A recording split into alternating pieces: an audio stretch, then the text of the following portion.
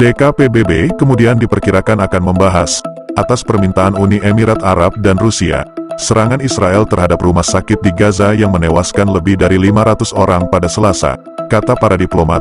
Utusan Palestina untuk PBB Riyad Mansur menyalahkan pasukan Israel atas pembantaian di rumah sakit tersebut, dan menyerukan gencatan senjata segera. Duta Besar Israel untuk PBB Gilad Erdan mengeluarkan pernyataan yang menuduh kelompok militan Jihad Islam Palestina bertanggung jawab. Jihad Islam membantah tuduhan tersebut. Reuters tidak dapat memverifikasi secara independen siapa yang bertanggung jawab.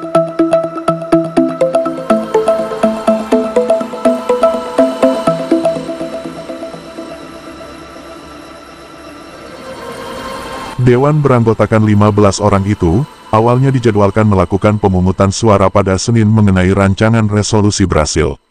Namun, voting ditunda 24 jam untuk memberikan lebih banyak waktu untuk bernegosiasi. Amerika Serikat kemudian mendorong penundaan lebih lanjut ketika Presiden Joe Biden mengunjungi Israel pada hari Rabu. Tidak jelas apakah Amerika Serikat, yang memiliki hak veto yang biasanya melindungi sekutunya Israel dari tindakan Dewan Keamanan, akan mengizinkan resolusi tersebut disahkan. Rancangan teks tersebut juga mendesak Israel, tanpa menyebutkan namanya, untuk membatalkan perintahnya bagi warga sipil Gaza untuk pindah ke selatan daerah kantong Palestina.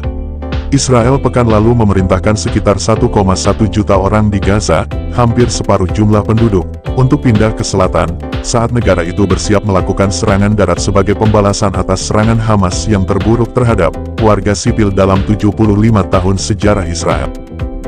Di Amerika Serikat dan juga negara Bapak Benjamin memilih tidak menyetujui resolusi itu.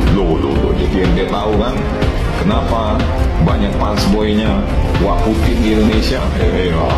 Menteri Luar Negeri Yordania Ayman Safadi mengatakan bahwa memberikan suara menentang resolusi tersebut berarti menyetujui perang yang tidak masuk akal ini, pembunuhan yang tidak masuk akal, dan Tel Aviv mengecam pemungutan suara ini sebagai sebuah penghujatan.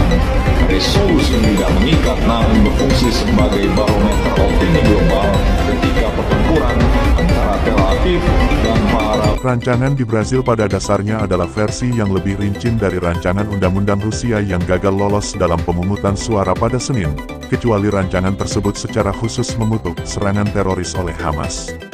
Alih-alih menyerukan gencatan senjata, mereka malah menyerukan jeda kemanusiaan dalam konflik tersebut untuk memungkinkan akses bantuan ke Gaza.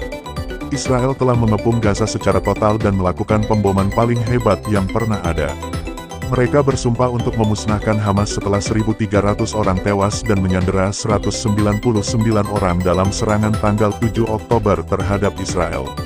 Sementara sekitar 3.000 warga Palestina telah terbunuh dalam serangan balasan Israel ke Gaza selama 12 hari terakhir. Pakai pengan, ya kan? Resolusi yang diadopsi ini juga menyerukan gencatan senjata, bantuan kemanusiaan, dan resolusi berkelanjutan yang mengarah pada penghentian permusuhan dan pengeboman, dan dengan tegas menolak segala upaya pemindahan paksa penduduk sipil di jalur Gaza. Pernyataan ini juga menekankan perlunya menghindari eskalasi pertempuran yang lebih luas dan menuntut peningkatan bantuan kemanusiaan, di mana hanya segelintir truk yang boleh diizinkan masuk ke wilayah Gaza. Resolusi ini juga menyerukan pembebasan semua warga sipil yang disandra. Nah, pertanyaan besarnya apakah Tel Aviv? Lintas Nasional E-News, Tim Liputan melaporkan.